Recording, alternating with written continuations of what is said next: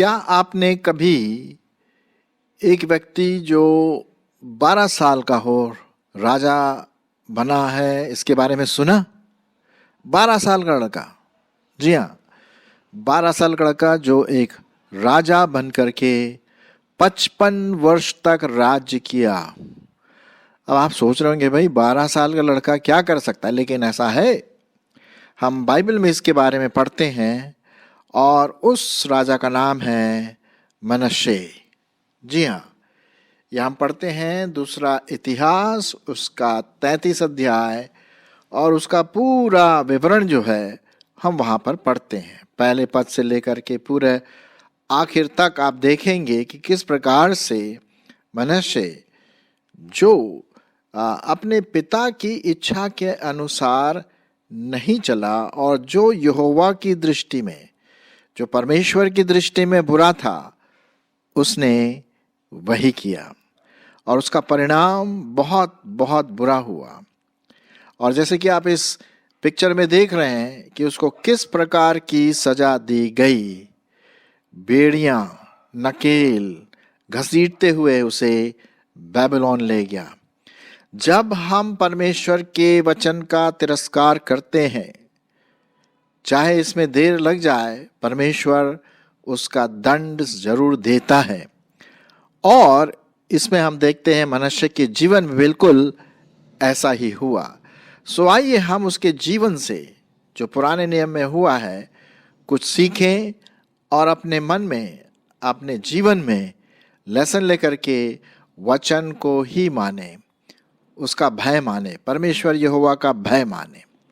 चलिए देखते हैं उसके बारे में क्या लिखा हुआ है और कैसे वो परमेश्वर के विरोध हो गया, ढीठ हो गया, रिबेलियस हो गया और कैसे परमेश्वर ने उसको दंड भी दिया, लेकिन वो आखिर में वो मान गया, दीन किया और परमेश्वर ने उसको फिर से आशीष दी। चलिए देख लेते हैं।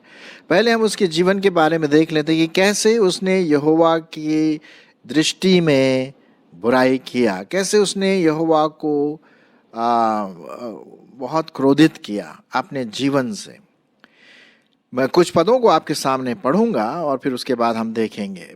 दूसरा इतिहास उसका 33 अध्याय पहले पद से। जब मनश्शे राज्य करने लगा तब वह 12 वर्ष का था और यरूशलेम में 55 वर्ष तक राज्य करता रहा। अब आते हैं दूसरे पद में, देखते हैं कि किस प्रकार से उसने यहोवा की दृष्टि में अत्यंत बुरा किया, बहुत बुरा किया। दूसरा पद, उसने वह किया जो यहोवा की दृष्टि में बुरा था।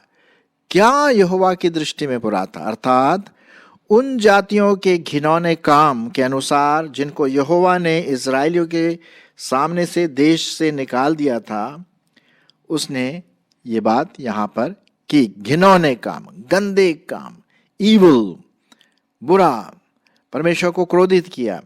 और क्या क्या क्या चीजें उसने किया? तीसरे पद में हम पढ़ते हैं कि ऊंचे स्थानों को उसके पिता हिजकिय्याह ने जो तोड़वा दिया था फिर बनाया और बाल नामक देवताओं के लिए वेदियां और अशेरा नाम मूर्तें बनाई और आकाश के सारे गणों को दंडवत करता और उसकी उपासना करता रहा। ये बिल्कुल अपने पिता के समान नहीं था। उसने मूर्तियां बनाई, वेदियां बनाई और जो एस्ट्रोनॉमी है, आकाश के सूरज, तारे, गण, उनकी वो उपासना करने लगा। बताइए भला, उनकी वो उपासना करने लगा। ये परमेश्वर की दृष्टि में बहुत घिनौना था, क्योंकि परमेश्वर ने इजरायलियों से कहा था कि मुझे छोड़ और किसी को परमेश्वर नहीं मानना और ना कोई मूर्ति खोदना। और इसने क्या किया? मूर्तियों को खुदवाया, बाल नामक देवताओं के बारे में उसने वेदियां बनाई, अशेरा नामक मूर्तियां बनाई। आजकल भी ऐसे ही हो रहा है। अगर हम हमारे चारों तरफ देखें, सब लोग बस मूर्तियां ही की पूजा कर रहे हैं, मूर्तियां ही बना रहे हैं। परमेश्वर इन सब चीजों से अत्यंत क्रोधित होता है। एक समय आएगा कि वो इसका दंड भी देगा और वो बहुत बुरा होगा। जैसे हम देखते हैं मनश्शे के जीवन में वही हुआ, ठीक है। और फिर उसने क्या किया, जरा और देख लेते हैं 4 पद में। और उसने यहोवा के उस भवन में वेदियां बनाई जिसके विषय यहोवा ने कहा था कि यरूशलेम में मेरा नाम सदा बना रहेगा। उसने क्या कर दिया, यहोवा के नाम को मिटाने की कोशिश की, उसके भवन को आप पवित्र किया। जी हाँ, आप और मैं जो प्रभु में विश्वास करते हैं, आपको पता है हम भी परमेश्वर के भवन हैं, हम भी परमेश्वर के मंदिर हैं, पवित्र आत्मा के मंदिर हैं। और इसको नष्ट करना मतलब अपने आप को नष्ट करना। और मनुष्य ने एग्जैक्टली यही किया। देखिए यहां पर उसने परमेश्वर के भवन में वेदियां बनाई, जबकि वहां पर परमेश्वर का नाम ही होना चाहिए, यरूशलेम में मेरा नाम सदा बना रहेगा। लेकिन मनुष्य ने बिल्कुल उन बातों को नहीं माना। फिर हम देखते हैं 5वें पद में भी हम इसके बारे में पढ़ते हैं, 4 और 5वें पद में भी, वरन यहोवा के भवन के दोनों आंगनों में भी उसने आकाश के सारे गणों के लिए वेदियां बनाई। बाप रे बाप, हम सोच नहीं सकते कि कैसे मनुष्य अपने पिता की जो शिक्षा है, परमेश्वर की शिक्षा को भूल करके वो इन प्रकार की वेदियां बना रहा है और परमेश्वर को क्रोधित कर रहा है। उसको पता नहीं। अब एक बात ये भी तो है ना, वो राजा था। अब उसके दिमाग में ये बात घुस गई, भाई मैं राजा हूँ, जो मैं चाहूँ मैं कर सकता हूँ, जो मेरी इच्छा वही करूँगा, चाहे वो पाप क्यों ना हो, अपवित्र क्यों ना हो, अशुद्ध चीजें क्यों ना हो, मैं अपनी मनसा पूरी करूँगा। वो ढीठ सा बना रहा। जी हाँ। और फिर उसने क्या किया, 6वें पद में भी जरा देख लेते हैं। शुभ अशुभ के कामों को उसने शुरू कर दिया। 6वां पद, फिर उसने हिन्नोम के बेटे की तराई में अपने बेटों को होम करके चढ़ाया। बाप रे बाप, बच्चों का बलिदान कौन कहां तक सोच सकता है भाई।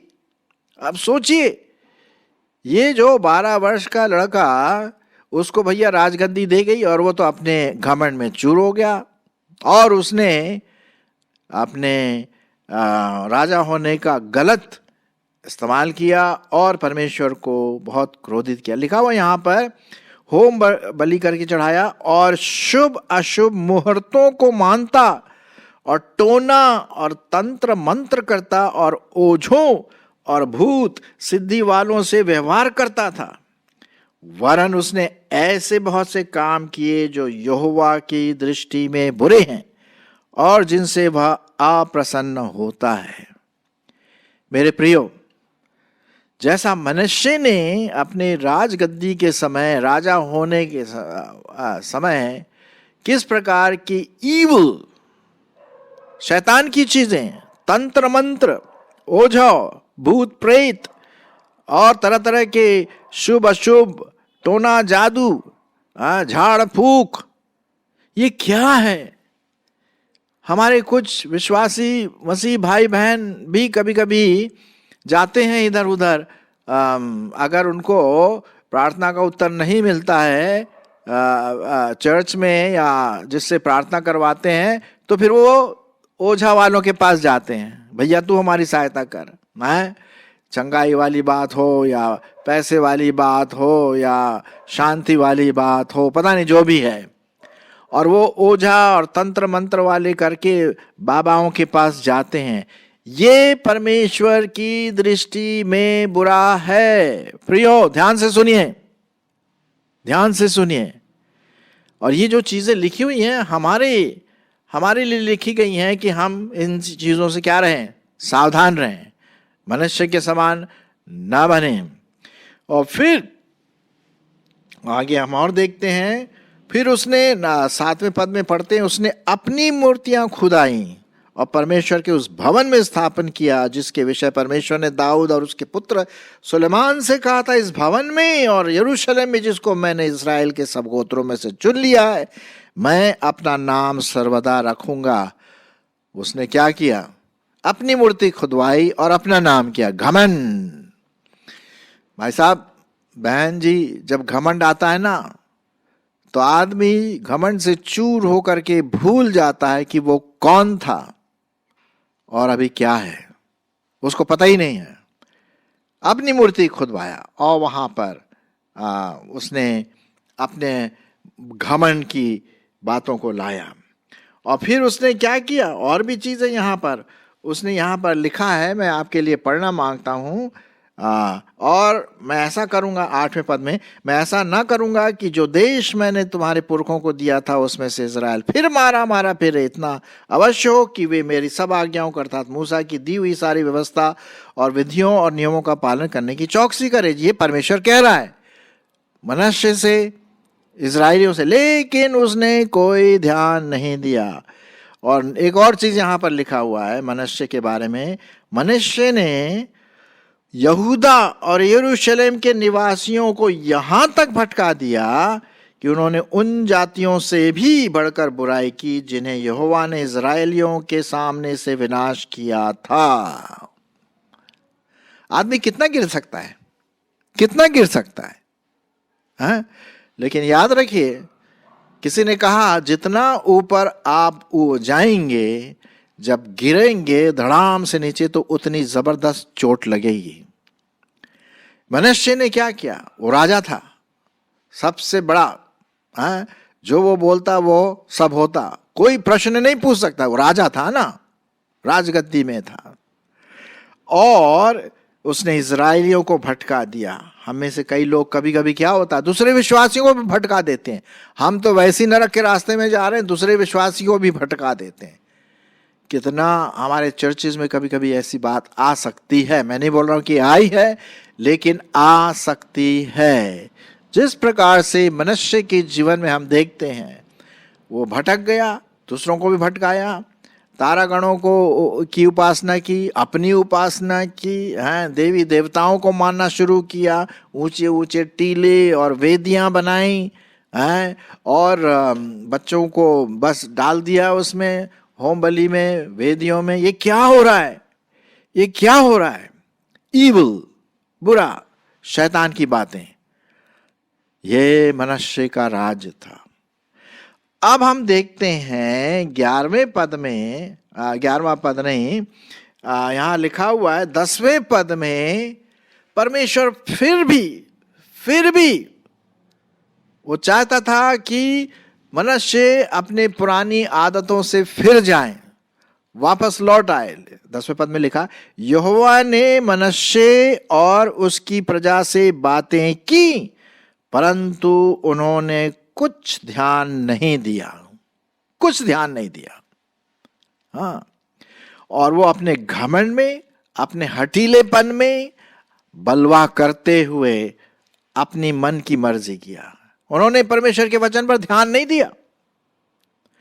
हम सब लोग जब चर्च जाते हैं, परमेश्वर का वचन सुनते हैं, हम कितना ध्यान देते हैं, कितना उसको हम व्यक्तिगत रूप से, प्रैक्टिकल रूप से, प्रायोगिक रूप से अपने जीवन में लेते हैं। भाई यहां पर मनुष्य ने तो नहीं किया, ना उसकी प्रजा ने ध्यान दिया। तब यहोवा का क्रोध जबरदस्त रूप से भड़का। और हम देखते हैं यहां पर 11वें पद में परमेश्वर का दंड यहां पर है। कैसा दंड हुआ ये? तब यहोवा ने उन पर अश्शूर के सेनापतियों से चढ़ाई कराई, और ये मनुष्य को नकेल डालकर और पीतल की बेड़ियों से जकड़कर उसे बाबिल को ले गए। जैसे कि आप इस पिक्चर में देख रहे हैं, एक डायग्राम है, एक आर्टिस्ट का एक कल्पना है कि किस प्रकार से उसके नाक में, आप ध्यान से देखिए, उसके नाक में जैसे बैल के नाक में लगते हैं ना नकेल, और बेड़ियों से जकड़ा हुआ, शायद घसीटते हुए, कितना दर्दनाक उसकी यात्रा हुई होगी, हम तो बस कल्पना भी नहीं कर सकते। ये दंड है, ये दंड है। परमेश्वर अनुग्रहकारी है, विलंब से कोप करने वाला है, सब कुछ है, लेकिन अगर हम अपने ढीठ में अड़े रहे, अपने हठीलेपन के स्वभाव में बने रहे, बाप रे बाप, कहीं वो बेड़ियां, ये बेड़ियां हमें न जकड़ें, शारीरिक रूप से, मानसिक रूप से, आत्मिक रूप से। बहुत बहुत बहुत दर्दनाक मनुष्य का जीवन यहां पर हम देखते हैं। जो राजा था, सब कुछ उसने उल्टा सीधा करवा लिया, अब वो खुद एक कैदी बना करके दूर देश बाबेल में चला गया, घसीटते हुए ले गए उसको। बाप रे बाप। मेरे प्रियो, हम परमेश्वर के भय में उसकी आज्ञाओं का पालन करें, कहीं हमारे साथ, मेरे साथ, आपके साथ ऐसा ना हो। उसने परमेश्वर के वचन पर ध्यान नहीं दिया, लेकिन उल्टा उसने काम किया, तारागणों की उपासना की, जैसा कि अभी मैंने आपके सामने रखा, वेदियां बनाई अन्य देवी देवताओं के बारे में। खैर, ये आप पढ़ सकते हैं पूरा, जो मैंने अभी आपके सामने पढ़ा, ये उसका दंड था। याद दिलाने के लिए एक समय आता है, पाप की मजदूरी मौत है, और उसको ले गए कैदी बना करके। तब हम देखते हैं 12वां पद जो है, उसका मन एक पश्चाताप वाला मन आ जाता है, और तब उसको सुधि आती है। जैसे कि आप देख रहे हैं मेरे आज के शीर्षक में, आखिरकार उसने मान ही लिया कि परमेश्वर यहोवा जीवित परमेश्वर है। उसने अपने आप को परमेश्वर के सामने दीन किया। मैं आपके लिए पढ़ना मांगता हूं इसी से संबंधित 12वां पद। तब संकट में पड़कर वह अपने परमेश्वर यहोवा को मानने लगा। अब पूरा परिवर्तन हो गया साहब, 180 डिग्री का परिवर्तन हो गया, और अपने पूर्वजों के परमेश्वर के सामने बहुत दीन हुआ। नेचुरली दीन तो होना ही था, और कोई दूसरा चारा नहीं था उसके पास।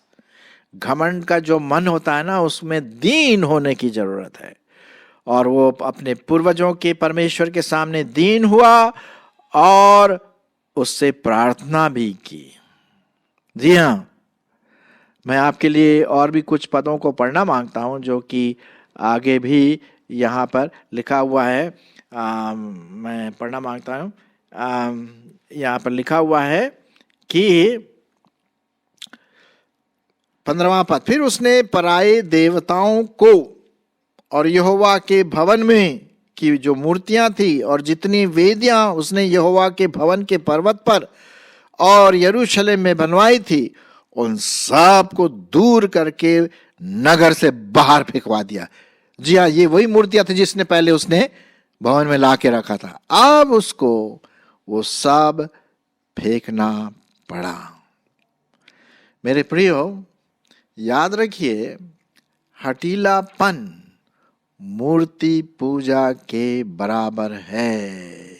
जी हाँ, मूर्ति पूजा तो करा उसने, लेकिन जो एटीट्यूड उसका था वो बहुत भयंकर था। मैं आपके लिए इसी से संबंधित पढ़ना मांगता हूँ, 1 सामुएल और उसका 15वां अध्याय।